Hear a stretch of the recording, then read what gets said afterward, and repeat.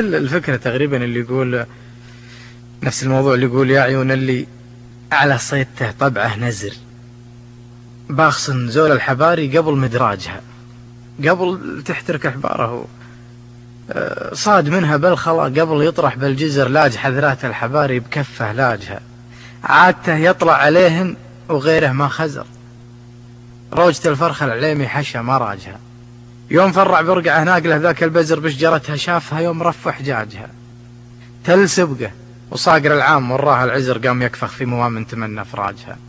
هالقرناس الخلوي يعني القدرة قطته في دين صقار غشيم، ومفرع يشوف صيدته قدامه متجود فيه معي يهده، انت يا صقارة يحسب ما عنده شيء.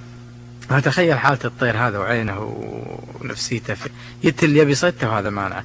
اللي يقول يوم فرع برقعه ناقله ذاك البزر بشجرتها، شافها يوم رفع حجاجها، تل سبقه وصاقر العام وراها العزر، قام يكفخ في موام تمنى فراجها. يبي هدته شن عينه عين من حملت قلبي وزر، الغلا في قلبها والجفة من هاجها، وعذاب اللي من اسبابها جرحها غزر.